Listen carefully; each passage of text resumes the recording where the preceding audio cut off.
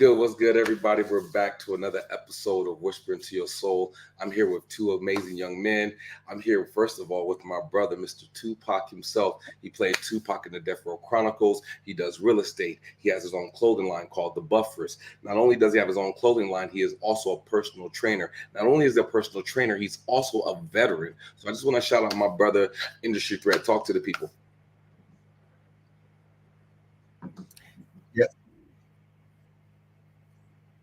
Oh, it is a lag. How y'all doing out there? I just wanted to say we back for another exciting show. Happy to be here, man. Give these insightful opinions. Yeah. That's it. And I want to welcome also to the people, Mr. Charlie Prince himself. You feel me? I've known this young man since I was 15 years old, since my first love. This young man has been a mentor to me. He has guided me and helped navigate the waters of life. And I just want to shout you out and say, brother, I appreciate you. I love you. Thank you for being so old, you know what I mean, and having all that wisdom over there. Mr. Charlie Prince himself. What's up? How y'all doing today? You know, we having technical difficulties, so bear with me. Yeah. Listen, that's the funny thing, because in life, things are going to happen. Things are going to try to prevent you from your goal, but we're going to fight through these technical difficulties to make the show happen and bring y'all this information. So the first topic of the day is going to be right here.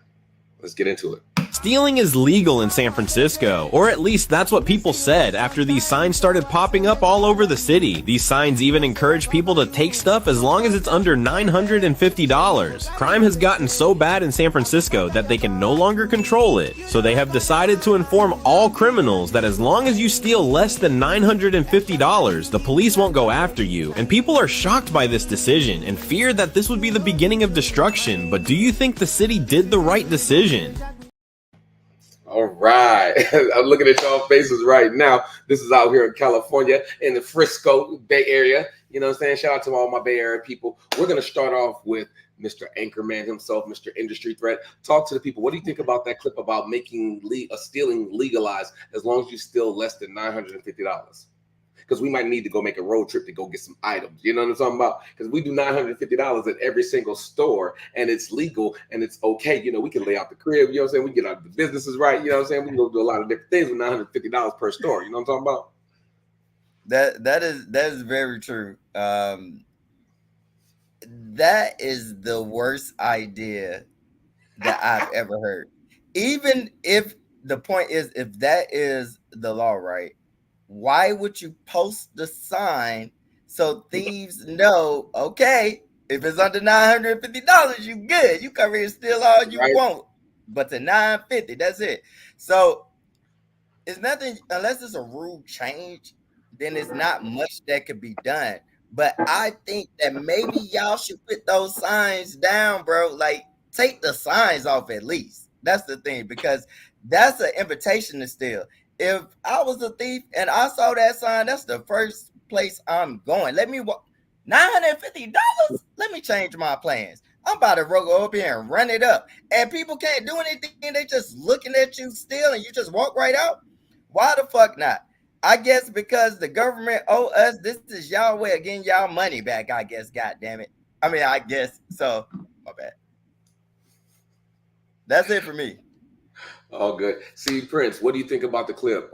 You've been around this earth since, the Last Supper. So think about how the rules were then versus how they're changing the rules right now. Look, I'm going to tell you like this, brother. I got to get up. You're going to see me go to the dark real quick, because I got to go dark here. And then I'm going to come back into the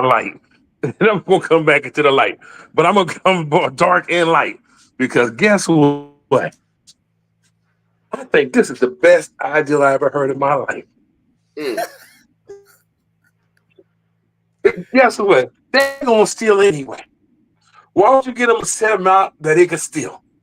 They're going to get the business enough time to write it off, get tax credits and everything.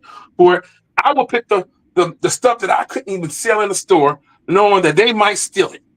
You know what I'm saying? This is the best business move I ever seen in my life. You know what I'm saying? And guess what? If I was a business owner and I couldn't sell a couch, I would say, dog, I know this couch costs $1,800, but two of y'all get it. Y'all can say y'all stole $9.50 a piece and get this thing out of here. You see what I'm saying? This is I the think, smartest yeah. entrepreneurship I have ever seen in my life. Mhm. So what y'all think? I mean, come on. Stealing is now an occupation. And I was wondering, can I claim it on taxes? Can I claim this on taxes? You know what I'm saying? Because you know how long it takes me to steal something? All this energy I put into stealing, I got a Yeah. plot. This is a job. This is actually a good job to have. What do you do? I steal all day. How many times? As long as it's 9:50, I'm stealing. I wake up in the morning and I steal. And guess what? And my dad said I ain't nothing but a no good thief. Guess what? Now I got an occupation because the state or the city said I can steal and have a job. Thank you, whoever did that. You know, I bet you all them thieves in jail now is mad as hell now. You know what I'm Listen, saying? do you know if you steal $950 7 days out of the week, you have now made $6,650. Bro, they are making more profit off of stealing than people are with regular jobs. So let's take Hold on. hold on. There's 4 weeks in a month. So if you times that by 4, you have now generated $26,600 a month. Mm. $26,600 a month. How many people are actually making that? And they're not even having to go to work. All they got to do is go steal. Now, A here's the month. first thing, right? Playing devil's advocate, I do like what C. Prince said. If you understand your inventory and there are products that you need to get rid of that you were going to find useless anyway, if those are the things that's being stolen from you anyway, and you wasn't using the inventory and it wasn't making a profit, that is a great way to get rid of old inventory and to keep situations down that's happened in San Francisco, because stealing has been running rampant. You know, a lot of people have been getting injured, hurt. There's been lives lost. You know, you got to look at tax dollars. You got to look at the police. Now police are being called out for all these different situations when it comes to stealing. But, you know, there's always going to be that one friend, right, that's going to mess it up for the crew. C. Prince allegedly stole $950. Industry threat allegedly stole $950. And then King went in there and stole 951. That messes it up for everybody. Now we all got to go to jail because somebody stole $1 more over the free amount, because you know people get greedy. C. Prince will be back, you guys. Technical difficulties, all good. I know you guys want to hear from C. Prince as well. So what are your thoughts, industry threat? Any more thoughts on that? Based off of what C. Prince said or the other perspective about inventory? Well, that's actually a really good perspective that I didn't think of, because I would put all of my things, like he mentioned, that I can't sell in the showroom. Yeah. Go ahead, run them up. And I would have the things to actually sell to the public, my valuables, Yes. maybe in another room, like, hey, y'all come back here. This is where we can, you know, guide you for whatever product you need. But that's for the stolen merchandise only. Right. So what you would do is you would make a ploy. You would make it like a yard sale or a flea market. Kind of. Deal with the things that you don't need, but the things of value that's actually going to move the business forward, that will be locked away where they couldn't get to that. No. Right. Listen, or in another place that's not invisible. Yeah. So see, Prince, while you were going, what we were saying was this was a smart business move, and it was a great way to get rid of inventory of the things that you don't need with the tax write-off. And not only that, you're keeping people safe. People are losing their lives trying to defend and fight over property that's not worth their life. So we were saying the smart move or a great strategy could be where you take the things that you want to keep away from the thieves and you lock that away. And the things that you don't mind being stolen, you present that to the front. So when they're stealing the $950, you're not really worried about it because that was old things anyway. You were getting rid of that anyway. What are your thoughts, C. Prince? I mean, that's what I'm just saying. But see, people fail to realize, besides hoeing, stealing is the second oldest profession known to man. You know what I'm saying? About time it get acknowledged as a job. Because guess what? Regardless of what you want to say, This is a job now. So now you got hoeing. Now you finally pick the next, I don't know what the next one. Let's get biblical on a butt. You know what I'm saying? Let's bring something else out. You know?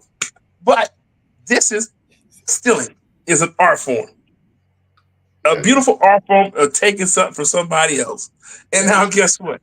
It is now a job. It's almost like ballet. Let's see what I can steal today. You see what I'm saying? This The I art of admire. stealing. They might start teaching the art of stealing at Yale to make sure that you don't go over the $950 and you get the value. The fact that they made it legal, though, the fact that they legalized it is crazy, which means anything could be legalized. You think about this. The pickpockets are coming back and they all going there. They are all going there. Guess what they're going to do? They're going to hit your wallet and find out you got over 950. They're going to bring it back to you like, sir, I apologize because you over the legal limit. I got to give this back because, but guess what? But your friend that I just got, he was under, so I'm keeping his. So you see what I'm saying? For those who just joined the show, we're talking about this clip right here. Stealing is legal in San Francisco, or at least that's what people said after these signs started popping up all over the city. These signs even encourage people to take stuff as long as it's under $950. Crime has gotten so bad in San Francisco that they can no longer control it, so they have decided to inform all criminals that as long as you steal less than $950, the police won't go after you. And people are shocked by this decision and fear that this would be the beginning of destruction. But do you think the city did the right decision? Man, look at. Hey, see, Prince, as you see in the clip, you can see the security guard, who happened to be a young lady, moving out the way while the thieves came in with their bags, and the other young gentleman, who possibly could have been the store owner or whatever else, moving out of the way as the people raided the building and stole from the building, where they just walked out as if it was just a regular day shopping. Listen to this. See, I blame the businesses. If you don't want the thieves in, don't let them in. If you got the option to let who you want into your store, you have the right to refuse who come into your store. Point blank. But guess what? They say if they don't want people coming to their store, make their store membership only. You know what I'm saying? They can change the rules on this thing. That's so I don't want to never hear a business owner talking about, hey, they just robbing me and I can't feed my family. You see that sign out there? The city says it's all right for me to come here and take everything I want from $950. You guess what? You're lucky your woman ain't worth $950 because I take her butt too. You see what I'm saying? So that's what he need to realize. You know, so the bottom line of this, if you don't want to be, wait a minute, let me be tactful. This is a service announcement. In your community now, thieves are moving by the dozens. They're going to rob you blind tomorrow. And guess what? It is legal. Ain't nothing you can do. You can't shoot at them no more and claim that they black. You can't do none of that. All that stuff is eliminated right now. No more bubble gum shooting over a 40 ounce. Guess what? You get what you deserve because you shot a lot of black people for less, for stealing less. You know what I'm saying? Or accused of saying less. So guess what? Now we get it all back. I hate to say it like that. So guess what? If you in the hood, you got a mom and pop store, you thought that guns work now? $950. I'm coming here every day. Get me a bag of Doritos or 40 something, and guess what? I'm gonna look at you like, peace out. The question: how do you total it? How do you know the value of what they're actually stealing? How do you know if they went over $950 or not? You got calculators on the phone. Hey, dog, what's that right there? Somewhere in the back room calculating, making sure that they don't go over the $950 of the purchase. That's kind of interesting. So shout out to my Marcus Spencer. He also is an amazing young gentleman. We'll definitely have him on the show as a guest. But he said something pretty fire too. He says they have insurance. It's a guaranteed sale. So the fact that people are stealing and the insurance is covering it, is that not just a return on investment for the business? Because that means that sale is guaranteed in its soul. What are your thoughts on that? No, it's not. Now, that's where it gets particular. Okay. You only can have so many insurance claims, and then they'll drop you, and your insurance rates will go up. So the insurance is just a temporary fix. Because once they drop you, now you're on your own, and no insurance is covered. So it's a profit or loss then. So, so yeah, insurance is only a small time. Other than that, Well, let's move. Let's keep it moving, man. That was an amazing subject. We're gonna move into this next video. Let me know what you guys think about this. Well, it was fast.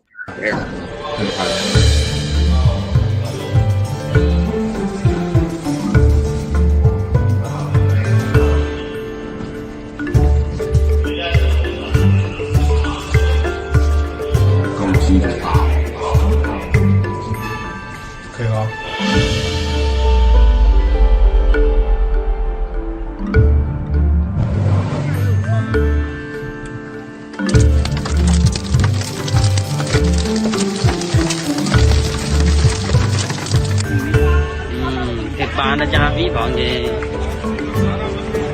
dù càn mà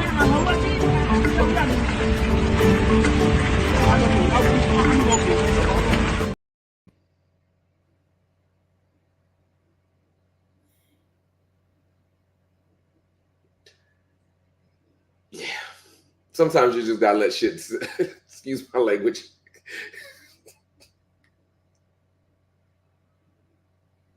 You gotta let some of these clips breathe because that's just crazy. So, see, Prince, have you ever seen anything like this before? Every time Donald Trump opened his mouth, I see that.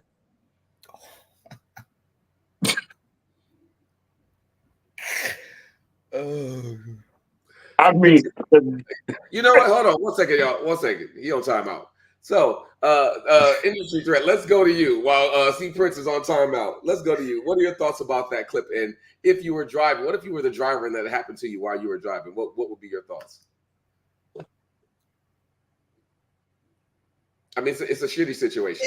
It's big. We need a censor button. You can't. What are you gonna do, bro? Like you can't. Imagine trying to wipe it off with the windshield wipers and it gets smeared on the glass, bro. This is horrible. I need to talk to a city official. Like this is ridiculous. Number one, how does this happen?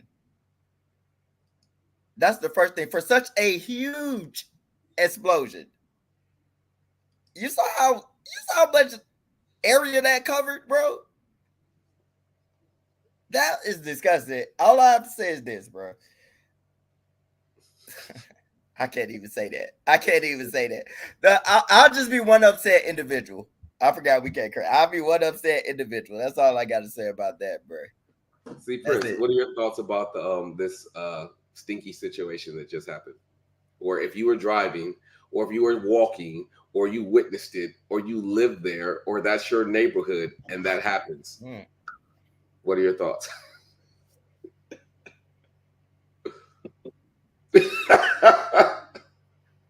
Well, I mean, we gonna keep this to. Well, I already told you my first thought.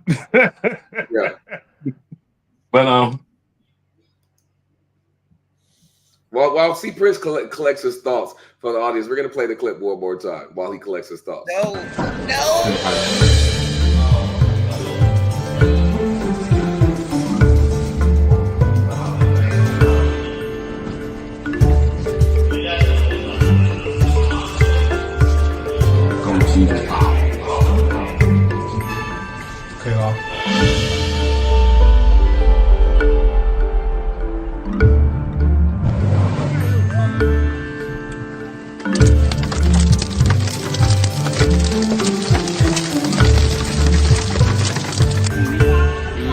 thịt ba nó cha ví bọn gì dù càn mà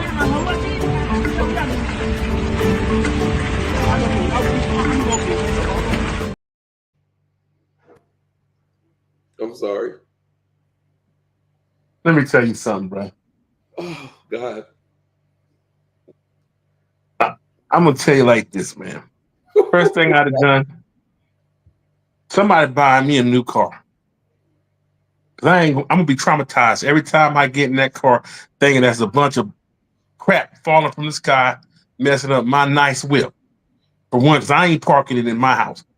Two, I got to get myself together because I'm gonna sit there in that car and think about who was responsible for this.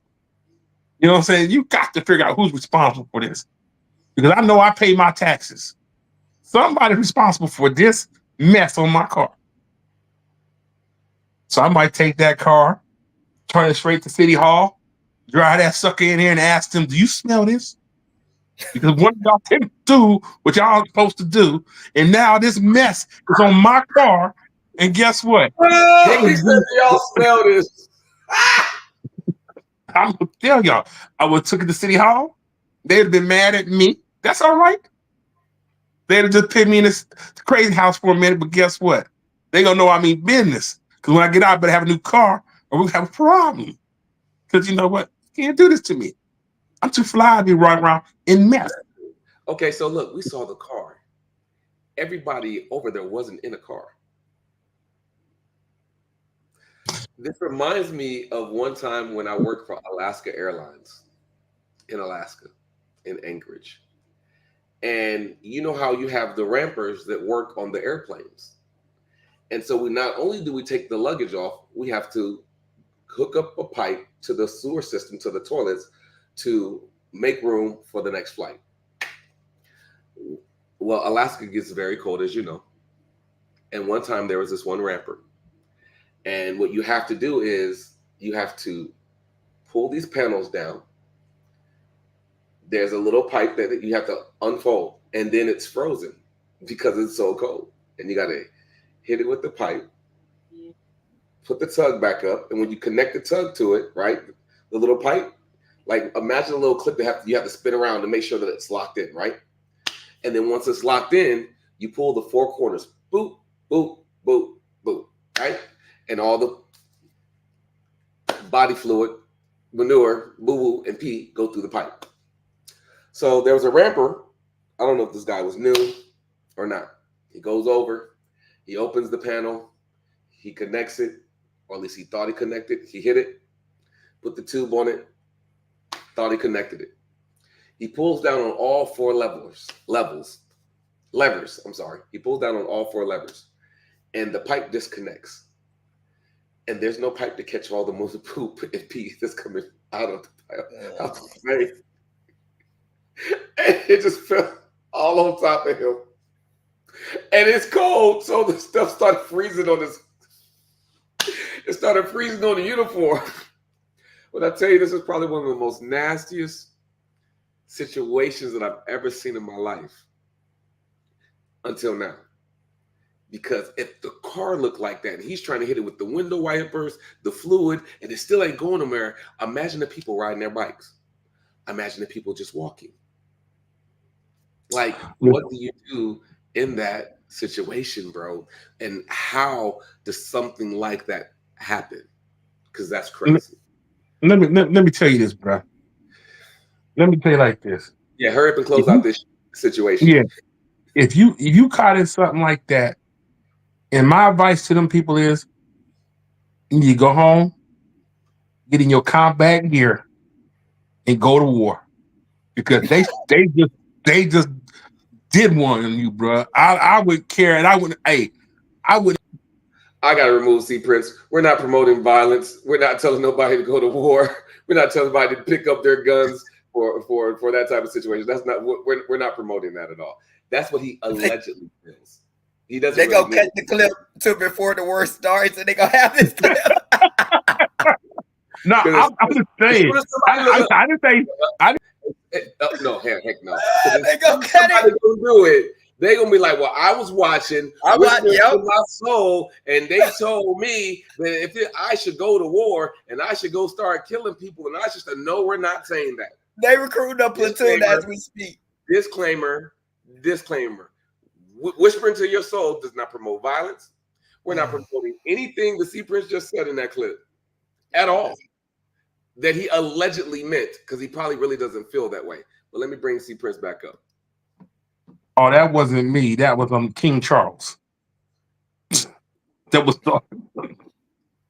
whoever it was. If it was C Prince, King Charles, whatever alibi, we do not support that message at all. Industry threat does not support that message. It won't be him one day about to get an Oscar, you know what I mean, for his acting skills, and then they want to say, hold on. They gonna play the clip. His Oscar because he was on the Whispering to Your Soul podcast with C Prince, and he said, "Go kill everybody." That's what we're not promoting. Nigga Reggie Bush I, me, I, bro. I didn't think kill nobody. Well, I look, could be I want playing Monopoly. listen. I want everyone who's ever watching the show, please don't cancel him. He's a nice person. All right, let's get off this situation, man. Let's get off this situation and let's move into the next topic because that right there, yeah, was crazy. Let's get into this one right here. The jury having found you guilty of conspiracy to commit first-degree murder, and convicted felon in possession of a firearm. As the 13th juror, I affirm this verdict. As to the first-degree murder, I sentence you to life in prison. I will set punishment as to the conspiracy and the convicted felon in possession of a firearm after a sentence.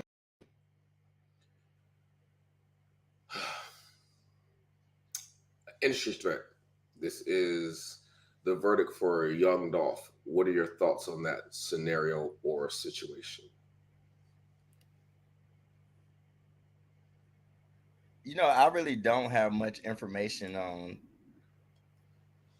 everything that took place. Which is fair. So it's really difficult for me to give an opinion on this because I just really don't have all the facts. But the thing is, sometimes in war, especially street wars, there are casualties, and sometimes you get penalized for the things you do, no matter who did something first or who did something second. It's who get caught. That's a fact. I will definitely agree with that statement. Appreciate your honesty too about not having enough to be able to comment on it. See, Prince, do you have any information about the young Dolph trial and what happened? Yeah, Dolph. I followed Dolph around and I watched the whole thing transpire. Not physically, but just on the news and stuff. And what I'm gonna say this is, we're not going through what the events that led up to Dolph being murdered, because that's what he was. He was murdered. What we're gonna talk about is this young man getting life. And you know what I'm saying? I'm not gonna say that life sentence is what he earned. He wanted that. He earned that. You know what I'm saying? There's no way around it. He earned that sentence.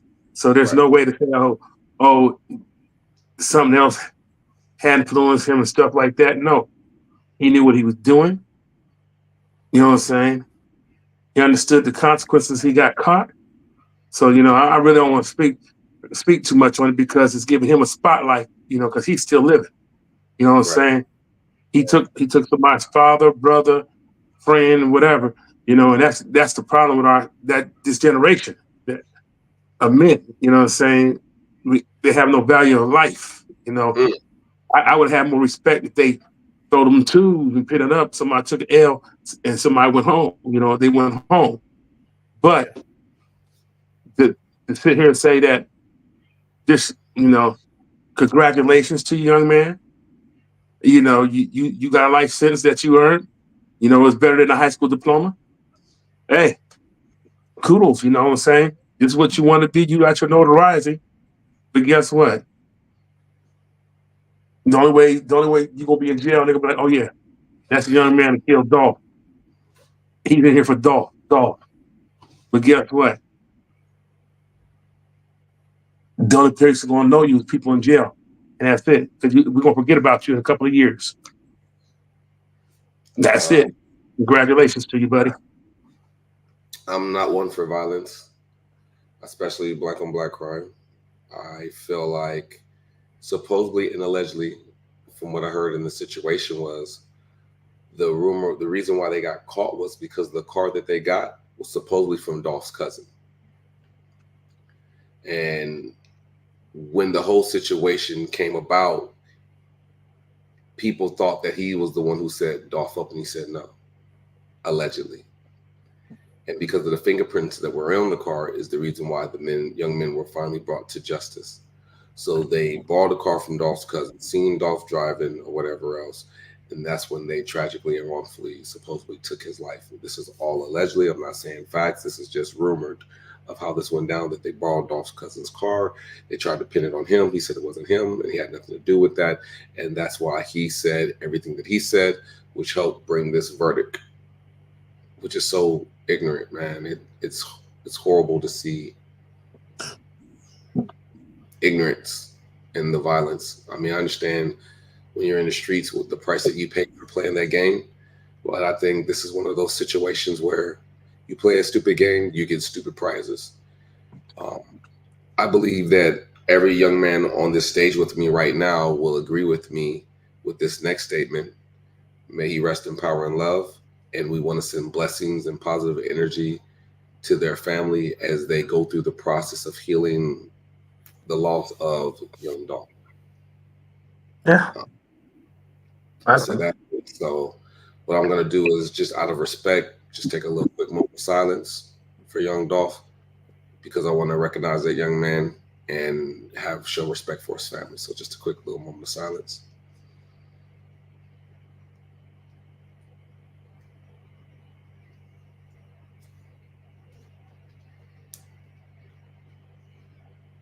Okay. Sorry for your losses. To the Dolph family. Moving on with the show. We want to go here to our next clip. A part of the Matrix. I didn't shake out of that shit until after I got hurt. So a lot of people may look at my story and be like, man, he's the biggest what if, blah, blah, blah. You right. What if I didn't get injured? What? I wouldn't have found myself. I still would have been a part of the fucking circus, bro. What is the circus? I mean, going along with the act. Break it down. Okay. You got into that. All right, let me just tell you. Right. The circus. Only looking up shit that's on Instagram that they feed to you. That's the circus. Where it's like, oh, Black history, you learn something about Black history, and it's like, oh, I'm about to look this up now. That's the Matrix. Instead of you going and looking up, like, all right, if I'm into cameras, I want to know who made Sony, and I want to know how did he make his money, and who is his family, and what school did he go to, and what was his interest in making camera, what triggered him to make that camera, instead of you seeing it online, like, oh, a Black man made the camera, or something made the camera, this and that. I want to know the interest. And I didn't understand that till after I got hurt. Like, the hat I got on. Like, my nigga. Yeah, for sure, but...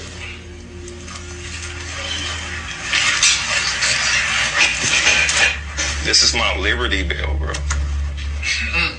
You feel me?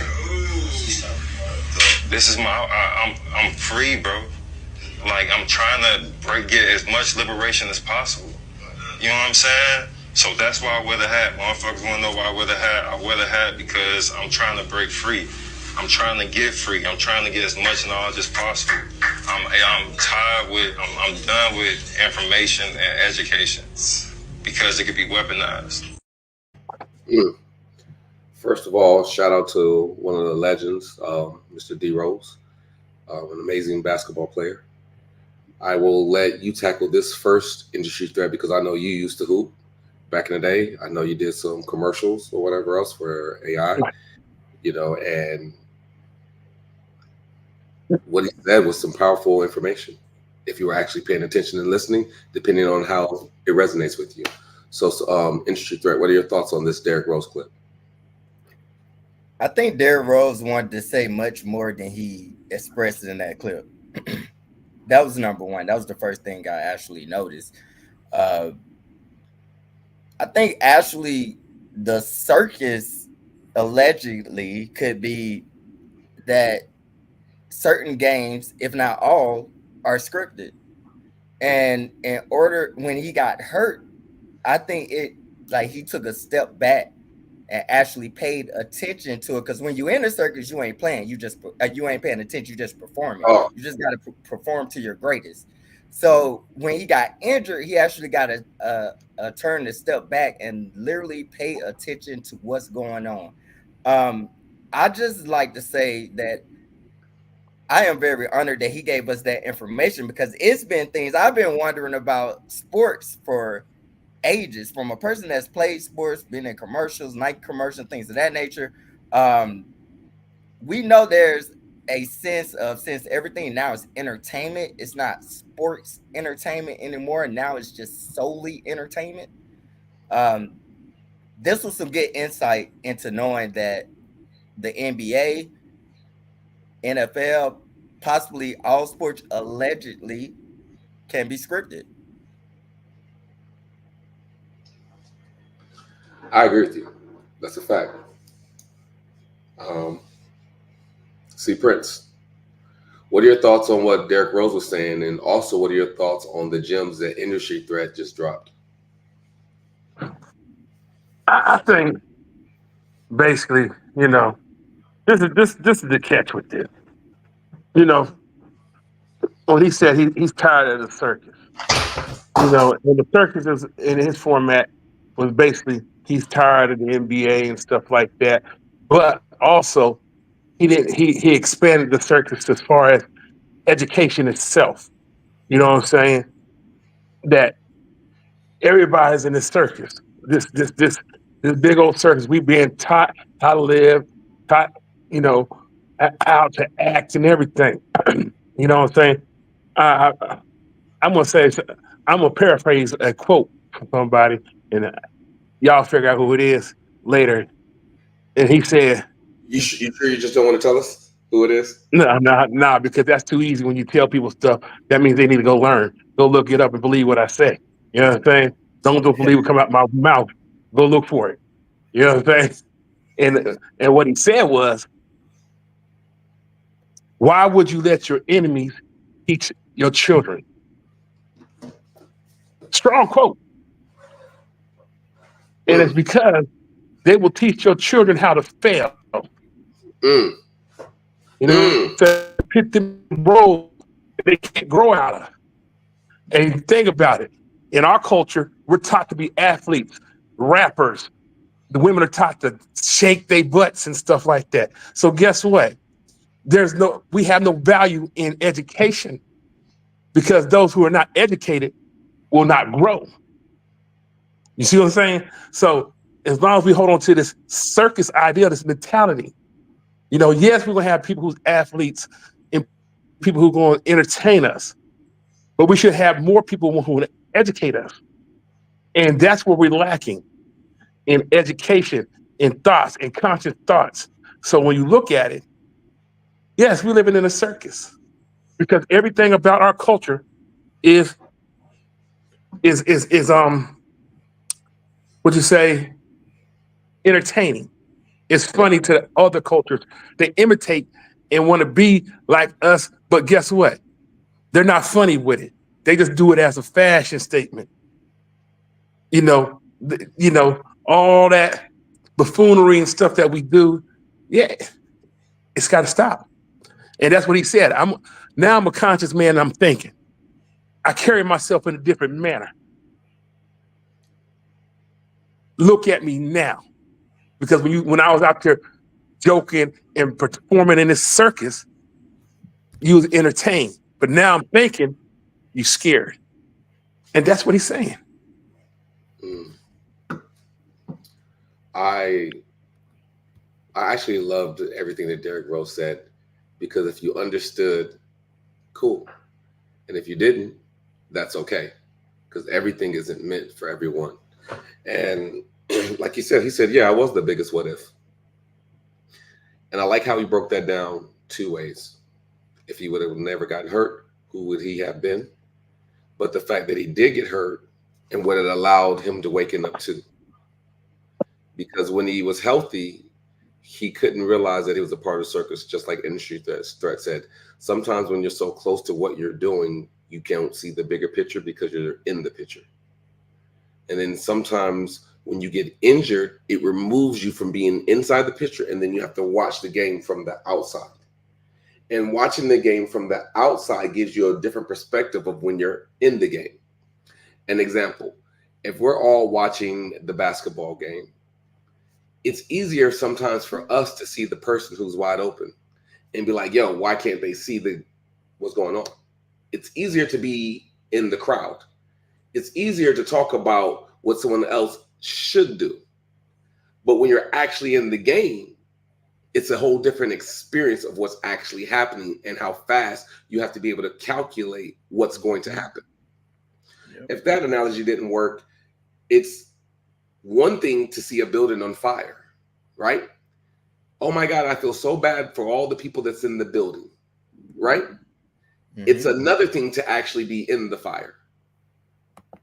You understand what I'm saying? So I think that's what Derrick Rose was talking about when he was talking about his injury and how the injury freed him or disconnected him from the game because he couldn't play the game. And then he was able to see all the things that was happening around the game that he couldn't see because he was too busy playing. And then I love how he went into education.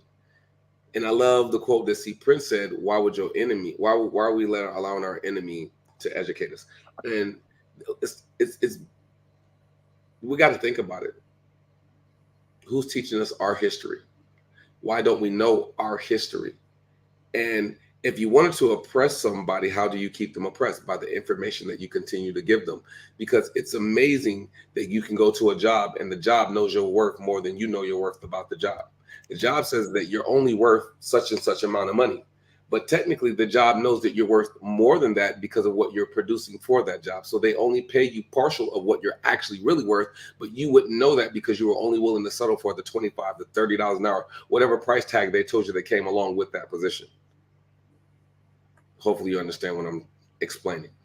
So when Derrick Rose was talking about education or whatever else, instead of just looking at the video clip, instead of just taking what the news says, actually wanting to do the research for yourself.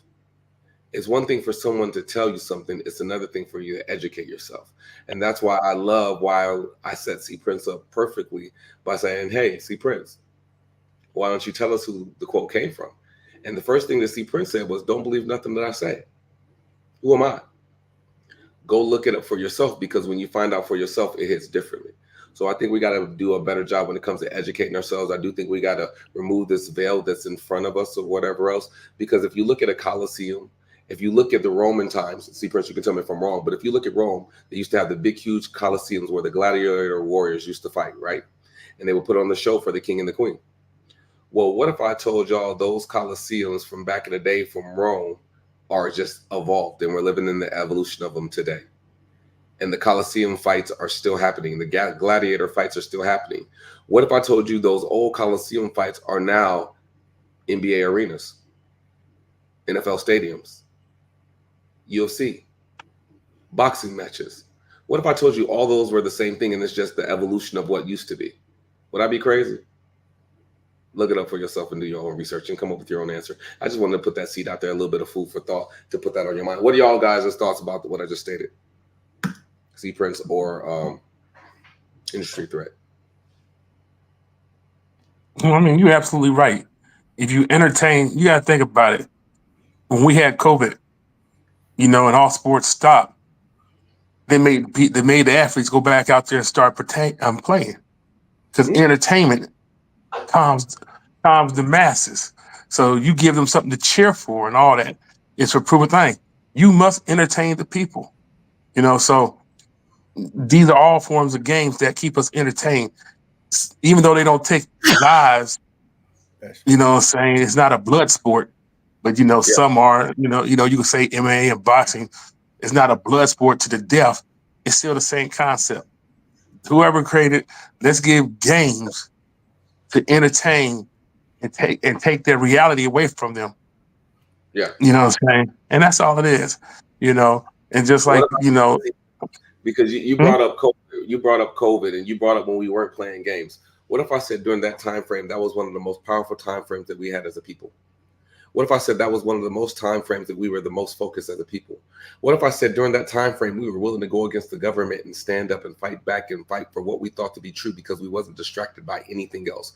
What if I said that was one of the strongest protests that we had, because even during that time frame we had the whole world saying, hey, we're watching you, America. And then when entertainment came back and sports came back, it broke the stronghold of us having unity and coming together and fighting for what we thought was right. What if I said sports was only a distraction? So that way you're more worried about sports and your team winning and cheering and yay than actual politics and laws. What if I said these different things were to use us to make us look left while they were doing all these things to stay right so they can stay rich? Would I be crazy? Just a thought. Just wanted to throw that out there. It's the truth. I mean, shoot, think about it. You know, you got every sport got a Superman or a Superwoman now. You know? Well, You know what I'm saying? let's move into this last topic right here. Let me know what y'all thoughts are on this one. Biggest mistake I ever made as a parent, in my opinion, was letting my children go to public school. The second biggest mistake was letting them go to a school at all. The purpose of school is to manufacture employees for businesses. It's not to teach your children to be smart. There's a book that I would recommend highly. It's called Weapons of Mass Instruction by John Taylor Gatto. He was the 5-time Teacher of the Year in New York, in the state of New York, 5-time Teacher of the Year. And he became totally disillusioned when he realized that the purpose of being a school teacher was not to teach math. I think that maybe he taught English or math. He said, I became disillusioned the day I realized my job was not to teach math, but my job was to teach school. Think about it. In school, they teach you that nothing is important. How do they do that? It's the only place that you will ever work in your life where you work on something for 45 or 55 minutes and then a bell rings and you close your book. You don't care about that anymore until tomorrow. It doesn't make any sense. The reason they use bells in schools is because that's what they used on the assembly lines. Lunchtime, ring a bell. Okay, go to lunch. Ring a bell again. You come back from lunch. The whole thing was programmed for a stimulus response. We still tell our children, well, if you want to do well in life, you got to go to college, get a degree. The only reason we tell them that is because that's what we're expected to tell them. We haven't really thought about it. I love this clip. I love this is going to be our last segment of the show. And I believe there's a lot of good gems that Industry Threat is about to drop on y'all. So, Industry Threat, what is your thought about that clip? How do you feel? My thought about that clip is I 100% agree for a couple of reasons. School, they'll teach you math, but they won't teach you financial literacy. They teach you how to be an employee to go work for someone. You get a degree to go work for someone. They do not teach entrepreneurship as much as they should. Well, lastly, one of my other points is also with the cafeteria, with the different times a day where you eat, is very fairly familiar to jail. Same thing with a lunchroom. Same thing. You gotta wake up at 5. You eat, then you eat again at 12, and then you eat again at 5. And everything is placed on is a systematic process and control. Like an inmate, you have to control an inmate. A student, you control them by the information that you allow them to access and what you teach them. Love that. Love that. Told y'all seatbelt on. See, Prince, what you got for me, man? I always thought that let's talk about me for a second. Oh Lord. Look, the first thing, I got a college degree and all that. But the one thing I don't display that college degree, I got a bachelor's, and we ain't want to talk about it. What? I don't display it. But I do display my high school diploma. People think that's funny.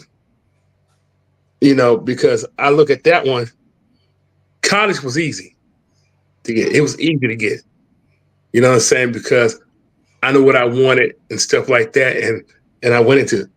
But high school wasn't that easy. Because they tried to teach me things that I didn't want to learn. No, they wanted me to read books that I didn't care about or talk about things that didn't relate to me. So for me to get that one, that was my most cherished thing.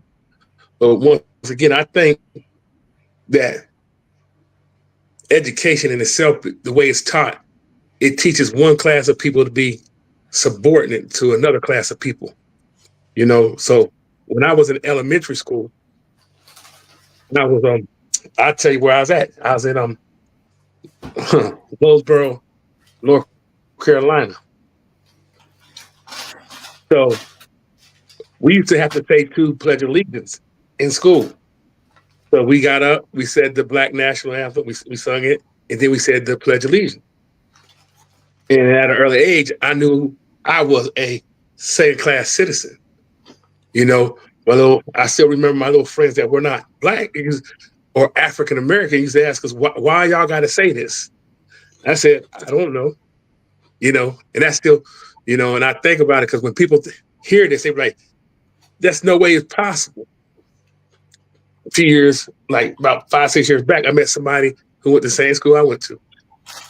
He had me go talk to his missus and say, tell her what we did at school. We just met. And I told her, and her eyes got big. And she said, for real.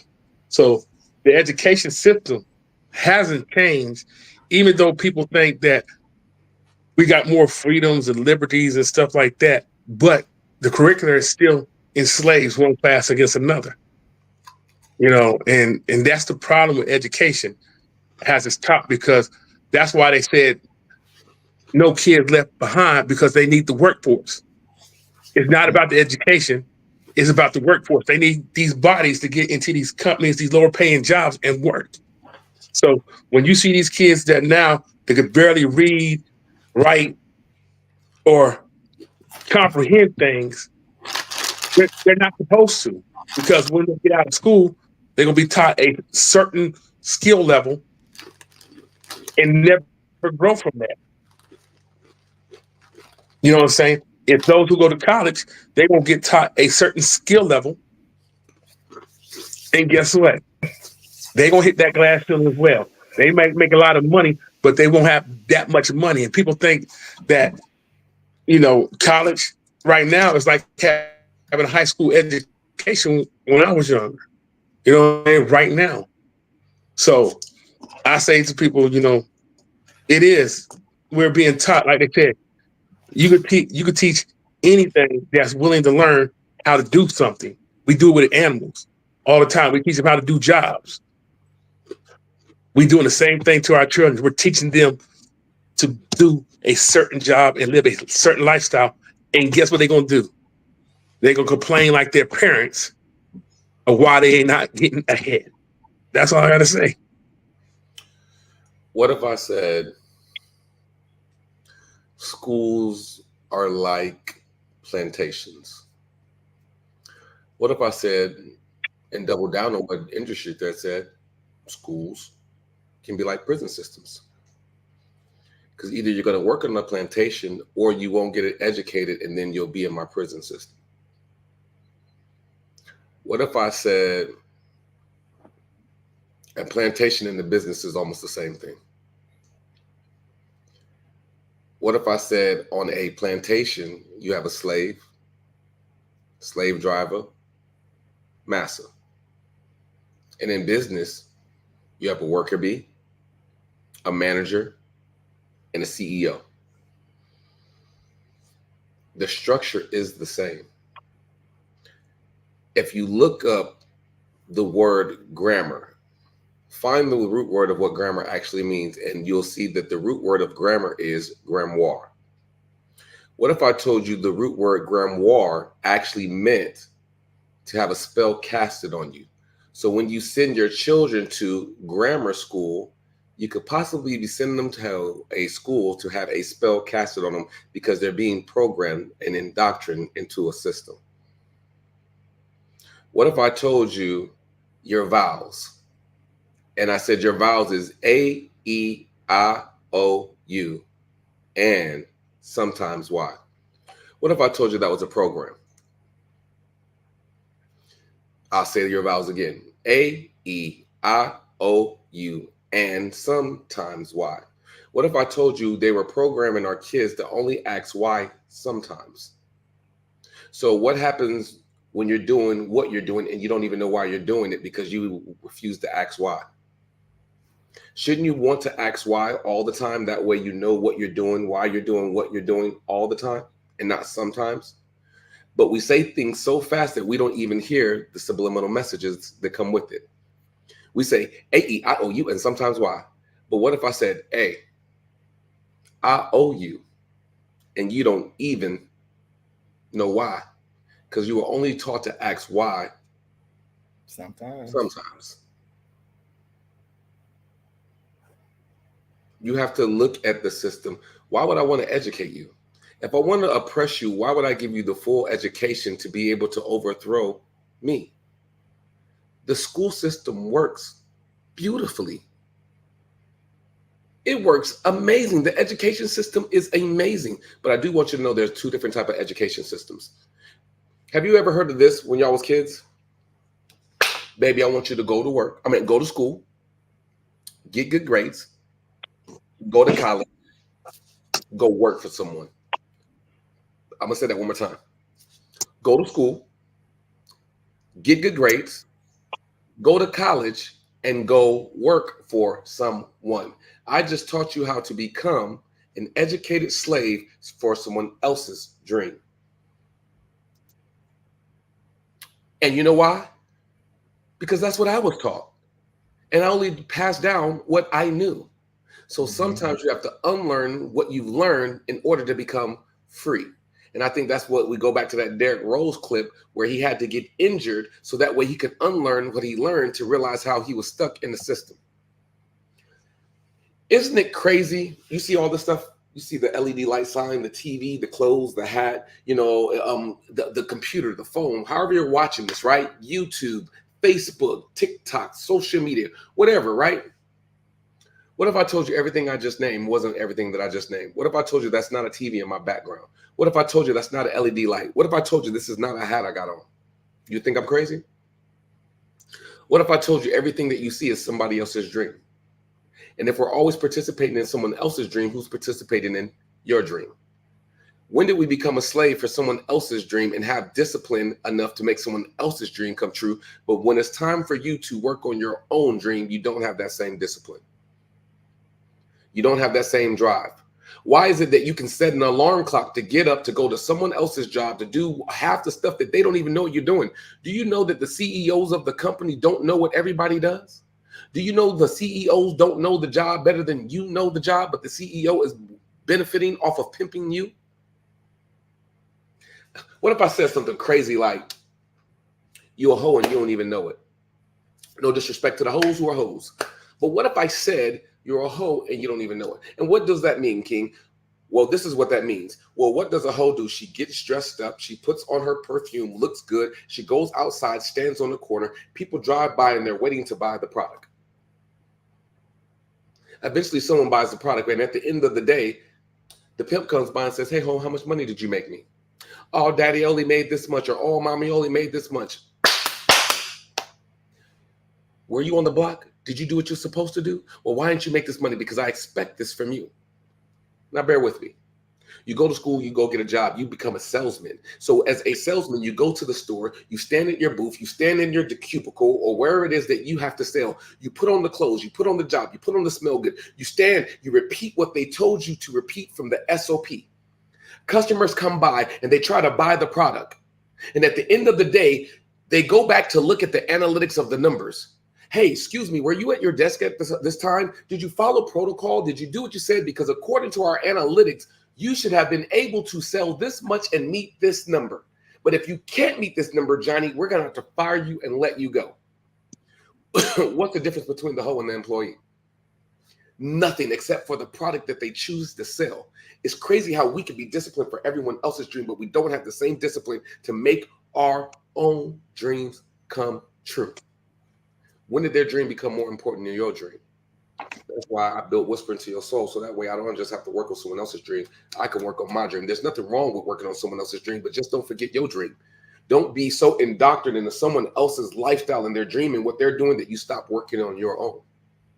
That's why industry has a clothing line. That's why I see Prince is doing all the great and amazing things that he's doing with the 12 disciples. You got to work on your own dream to become everything that you're supposed to be for yourself. Because why would you live a life of existing in someone else's dream and you don't live a life of existing in your own dream as if you're not worthy? There is only one you. So you've been worthy since the day you were born, but we allowed other people to program us and trick us out of our blessing.